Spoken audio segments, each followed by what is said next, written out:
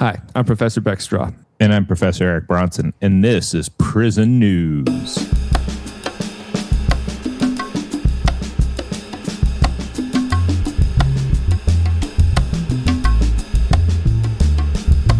It's the news, put on your new shoes, 'cause it's time to get up off your chair and hear the news without a care. Said it's the news, wash away your blues, 'cause it's the prison news.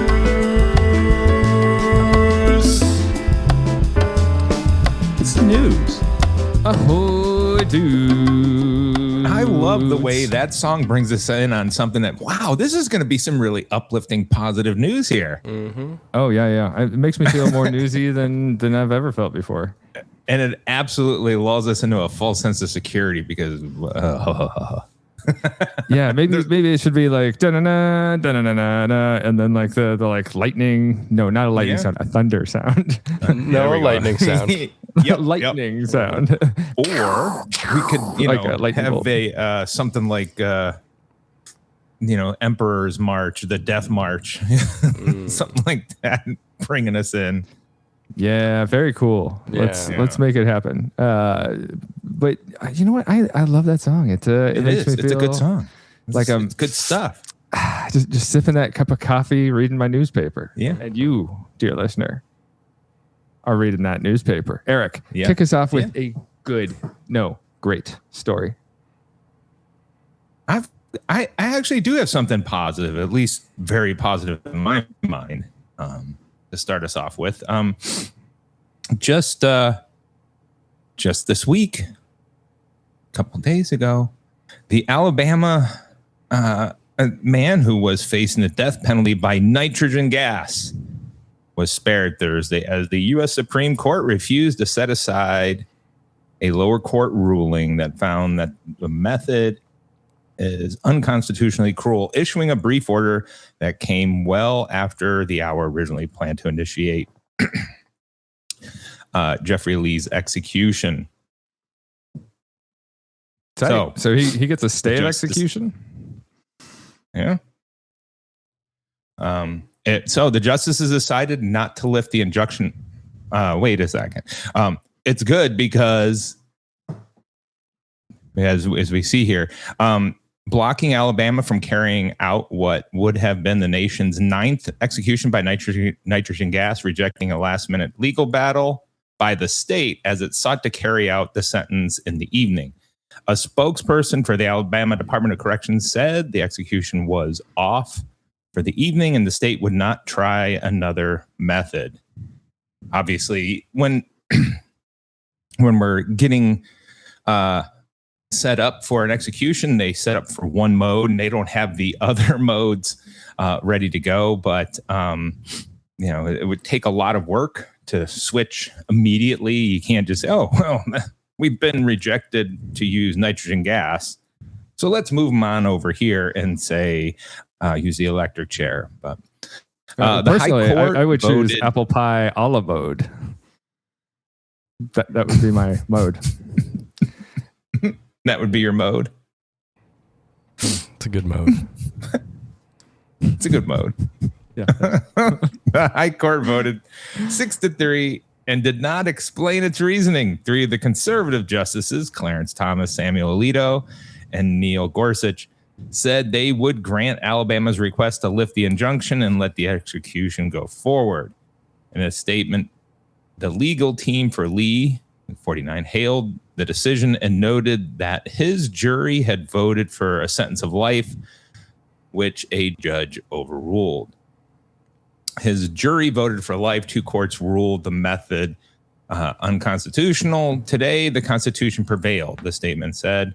Now Governor Ivey can finish what the jury started, restore the jury's verdict of life without parole.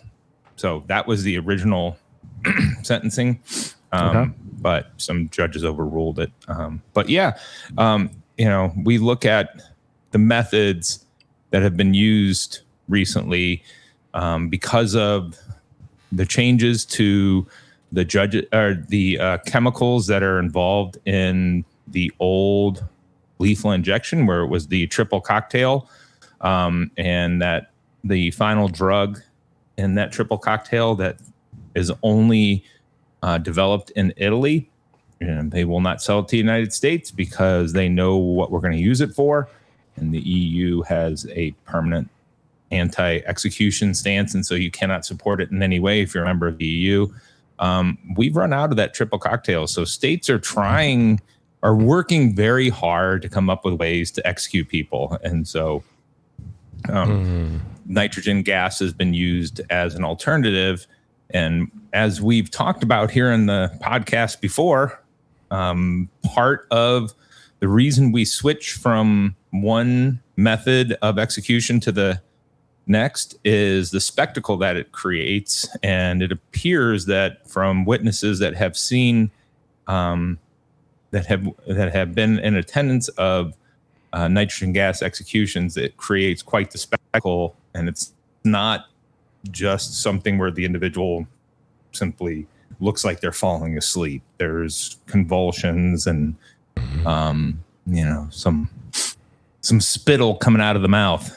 Some spittle. You know what we're missing in society is like a quality stall or like a vamp, where like the state realizes that they can't execute somebody, but then they don't.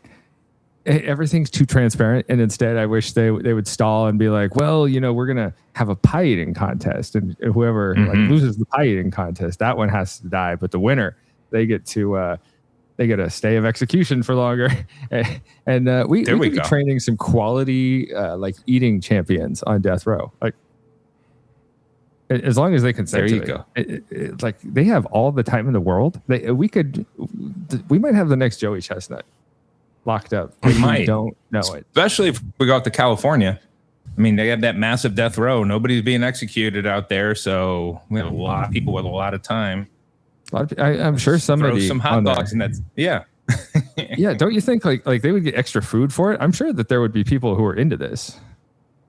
And somebody would sponsor it. If Nathan's could get their name on some, if we pay-per-view. San Quentin sponsored by Nathan's. Yeah. I think that there's something to this. We could be training like cells, and their time out of their cells are not like conducive to athletics, but eating. They could do that, or like doing crossword puzzles or something. Sudoku champion, right?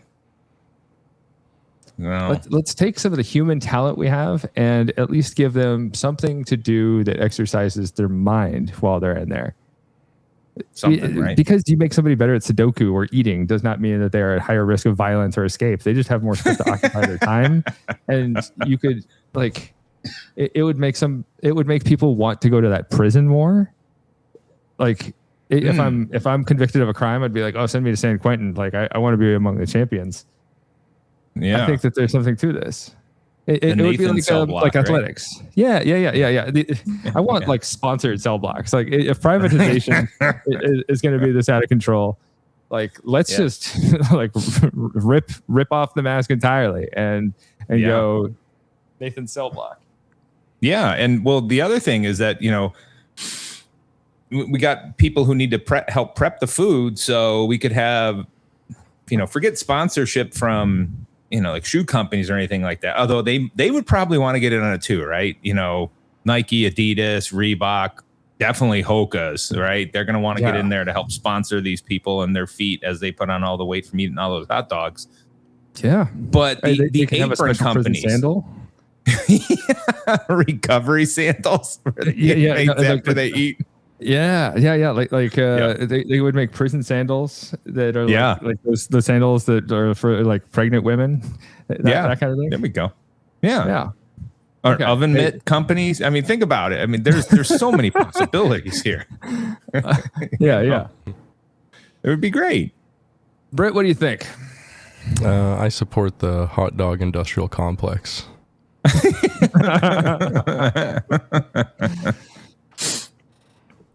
Okay, please carry on here. Yeah. So, real quick, nitrogen executions were introduced in the state of Alabama about 2 years ago. So, they started using nitrogen in 2024. The method involves strapping a respirator to the person's face and replacing a breathable air with pure nitrogen gas, causing death from a lack of oxygen. Nitrogen has been used in 8 executions in the United States, 7 times in Alabama, and once in Louisiana. Lee was scheduled to be the 9th. During the previous Alabama nitrogen executions, the inmate pulled at the restraints and exhibited labored breathing. During the state's last execution by nitrogen gas, 30 minutes elapsed between Anthony Boyd exhibiting signs of being impacted by the gas and state officials closing the curtain to the viewing room to signal the execution was complete. The state has maintained that the method is constitutional and causes no more suffering than other execution methods. Yeah.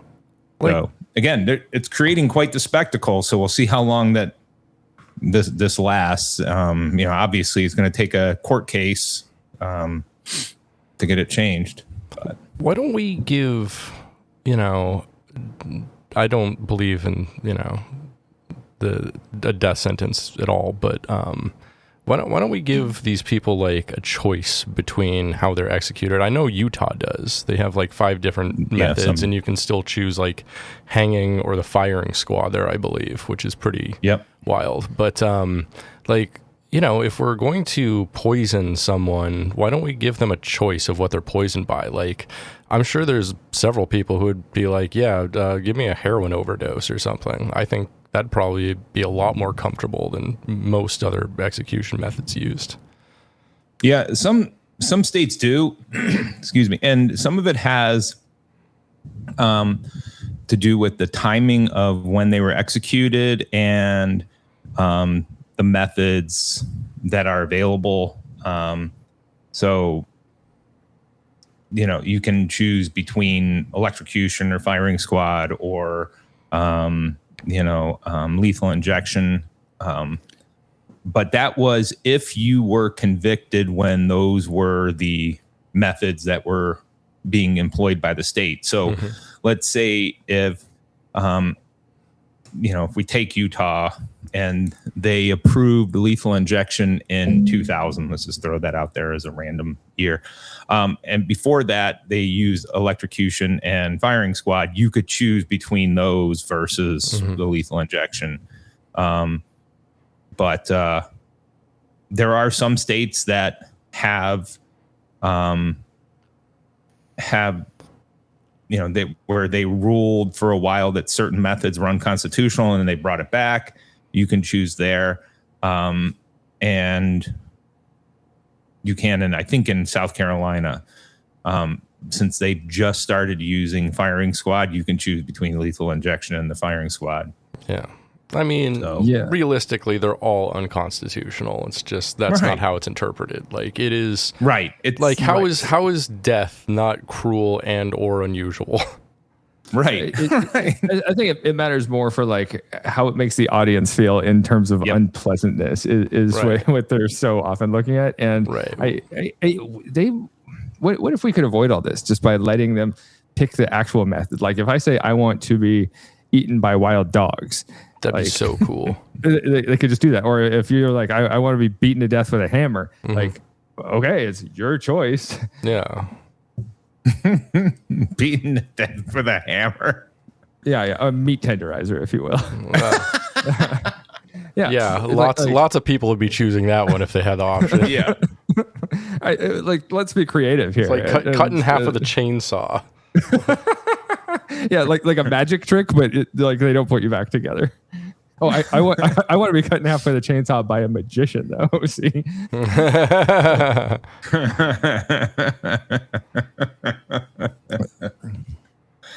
Oh, wouldn't that be the best? Like a magic show on death row. I think you're writing the best prison escape movie of all time. Death Row Magic Show. The Escape. Oh, it even sounds good. Yeah, it does. Yeah, it does. So that's my news. Well, let me hit your good news with a bit of the bad. This one is reported by Daja Henry and Grant McLaughlin, coming from a slick collaboration between the Marshall Project, Mississippi Today, and the Clarion Ledger. Now, there's a serious problem going on with suicides happening in solitary confinement in Mississippi prisons. Mississippi has had at least 47 people die by suicide while being held in restrictive housing units between 2015 and 2025. That's a lot of people. Yeah, that's a lot of people. That's a suspect amount of people. It is almost 5 people per year just in Mississippi in special housing. That doesn't sound right. Well, especially it's high when you think about that's a high number anywhere, but especially in solitary, does not have a large population. Especially in solitary confinement, where like, how are these people like maybe with a bed sheet or something? There's like not many methods, you know, because you're not allowed anything in solitary confinement, and like they'll search you all the time. Like that's it's hard to get a shiv in there to like open your veins or anything. Like that's crazy. Okay, sorry, continue. Yeah, so the reporting team, they reviewed prison housing history, disciplinary records, death incident reports, police records, lawsuits, autopsies, and they found that the Mississippi DOC continues to use solitary confinement for people with mental illness, despite having several lawsuits brought against the agency. And solitary confinement is such a tricky line to walk, where there's some people where it's like, we had this guy, Byron Scherf, held in our jail while I was there. And Byron Scherf had killed a prison officer at a local prison. He strangled her in their chapel with an amplifier cord. And like, I'm not for solitary confinement, but we run into a problem of like, what do we do with him? Like, he can't be around other inmates because he's a danger to them. He can't be around corrections officers. He's a danger to them. So like, what do we do with him? And there are sometimes exceptions to policy where you're just like, what do you do with a guy like that? Well, and I think that's one of the things that's unrealized by the general public, that a major part of the job of the staff working inside a correctional institution is to not only maintain the security of the institution, but the safety of all of those inside the institution, which is the staff and the other inmates. And so when you have these odd situations with individuals who are, randomly violent, right? When you just don't know what they're going to do and they're consistently randomly violent, right? What do you do with them? It's an unbelievably difficult situation. Yes, exactly. So it puts the agency in a pickle. Per the Mississippi DOC policy, special housing should only be used when someone poses a risk or a threat to themselves or others, or facility security or property, or has committed a major rule violation like violence, gang activity, or possession of contraband. And the article discusses this idea that nationwide, half of the prison and jail suicides that we see occur in solitary confinement. So we know that people are especially at risk for committing suicide or self-harm in solitary. And this is backed up by a 2024 study by Narita and colleagues, where they found that, solitary confinement, no shit, it increases the likelihood of suicidal ideations even more than Gen Pop incarceration.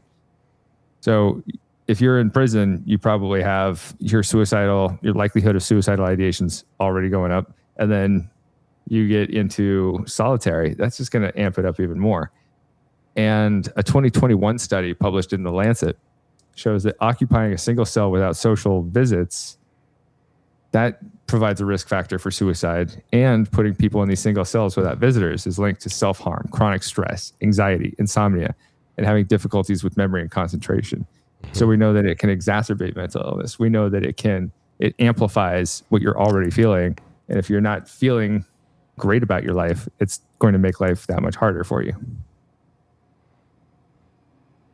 So we know solitary confinement is harmful to people with mental illness, and sometimes we find those crossroads where we don't know what to do with them. But as far as problems with solitary confinement, it is happening all across the South. In 2022, there was a class action lawsuit that shut down Georgia State Prison. Georgia State Prison at the time, it was this specialized prison where they would funnel people with serious mental illness there. And we would see that the prison accounted for like half of all suicides in the Georgia prison system.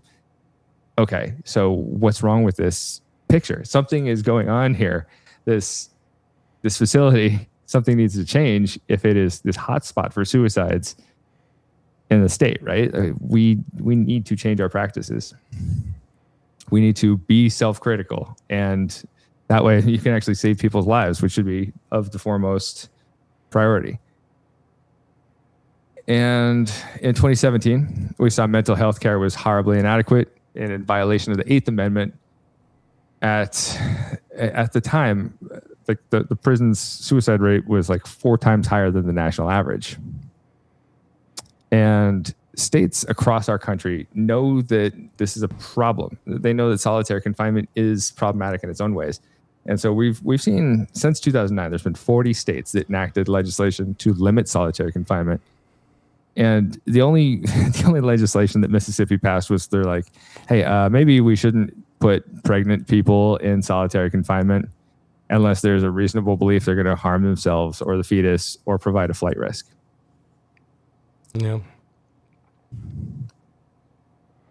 And as far as like how they do it, a review of disciplinary reports shows that incarcerated people, if they're going to commit self-harm or attempt suicide, it's typically with razors, with glass, sharpened objects, swallowed batteries, or hanging themselves with clothing or bed sheets. Imagine trying to kill yourself by swallowing a battery. That's like the worst way to go. Yeah.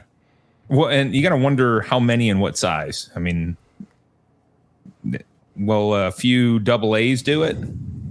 Or you got to go up to like the 9-volt? I have no idea. Right. Yeah. Imagine if you can swallow a few 9-volts, that'll do it. Yeah, the problem is like with those double or triple A's, you could probably eat those things like Cheetos, and you just got a belly full of battery. Eat those things like Cheetos, you say. Cheetos and Duracell coming out with a new product. Yes. Extra flaming hot Cheetos. Yeah. They're shockingly good. It gives me acid reflux even thinking about it. Battery acid reflux. Yeah, I mean that's that's just you just figure your body's gonna find a way. I mean, would start trying to reject that right away. That sounds like a violent way to go. Absolutely violent. And on the part of Mississippi, when people engage in self-harm, they have to pay for their medical expenses, a form of restitution. They often lose privileges. So they lose access to the canteen or the like telephone privileges. And you see that Mississippi is reacting, and I'm sure a lot of prison systems reacted in this way. That's like, this doesn't address the underlying problem here. Like taking away telephone privileges so that they can like enjoy some level of social support. Those few things that might help keep them from self-harm. Yeah, you know what really helps people who are suicidal is extreme isolation. Yeah. Right. And a lot of those units are incredibly unstable in terms of the noise. It's just a constant. I don't know how many isolation units you've been on in terms of when you worked at the institution or on tours. Every time I've been on one, they are so loud and it's just a constant. The noise, the banging, the screaming that's going on. It's just not a good environment. So we're going to isolate people, and then it's going to sound like chaos at all times. Oh yeah. And the ones I've been in, it's all steel and cement. So every noise that you make is just the sound just pings around the whole place. Yeah. There's an echo. It's a lot. Yeah. Yeah. It's cavernous.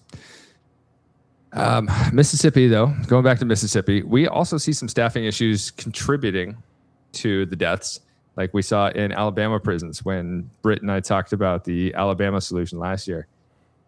The Central Mississippi prison in 2024, they underwent an audit that showed the prison was working with less than half of the staff needed. And in 2022, another Mississippi facility called Parchman found that some officers were falsifying these count sheets to say that they had done security checks when they hadn't. And the article concludes that when somebody is in special housing, they need to be checked in on more often. As the CO, part of your job is to walk the tier and make sure that everybody's okay. Typically, on a regular Gen Pop unit, I would do it once an hour is what we were mandated to do. You walk around, you make sure everything's going okay. People have questions, they can talk to you then. And when you're working in a max unit, typically it's done every 30 minutes, but it can be like twice an hour with 40 minutes max. And in some cases, these people who were found dead in their cells, rigor mortis had set in by the time that anybody found them and their bodies, showing that they had been dead for hours. So the bottom line is, like, they need to have some way to enforce accountability. We need to have officers more vigilant on check-ins, because this can be actually a matter between life and death. And if you're running a prison, it is to your benefit to have people live. Yeah. Like that, it's the very least you can do. Well, and as you're talking about this, it reminds me, the year after I worked at the prison in Kentucky, I worked at a mental health facility, and obviously was in. Yeah.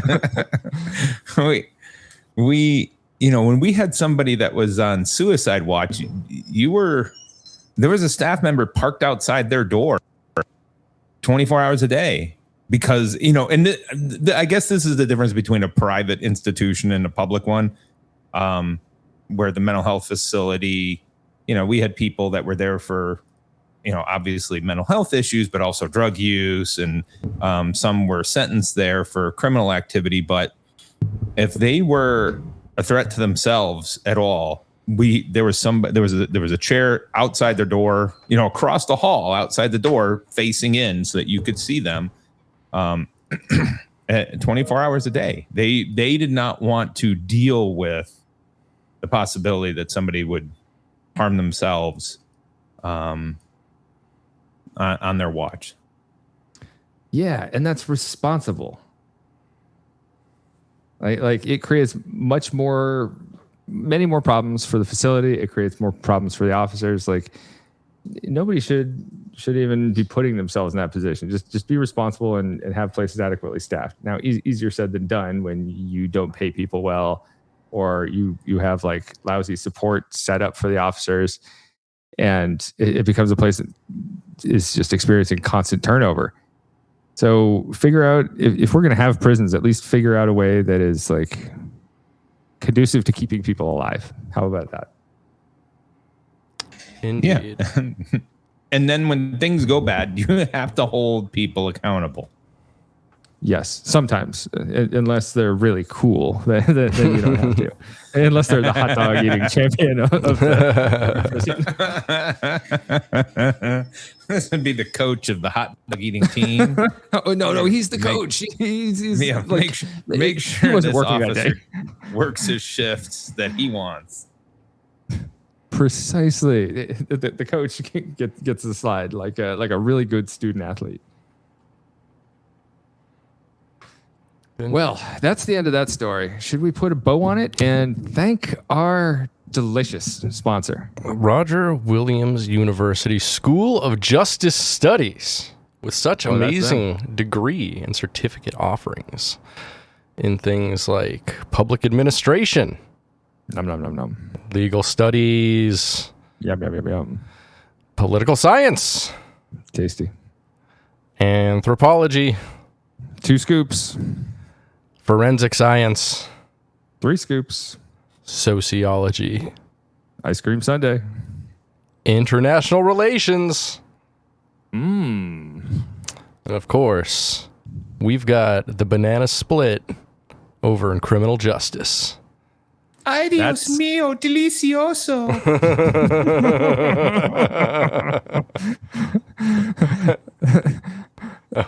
Okay. And then, of course, when did Dora the Explorer show up? we've got the whole half gallon.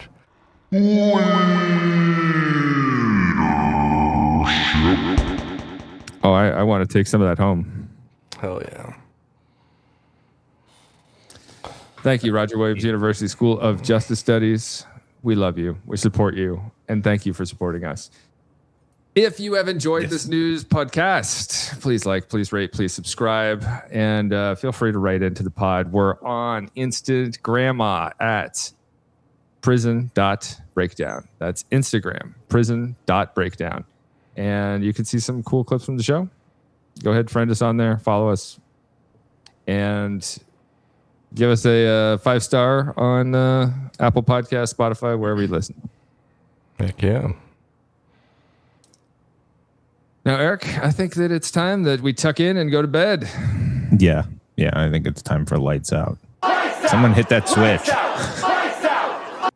I can't find it.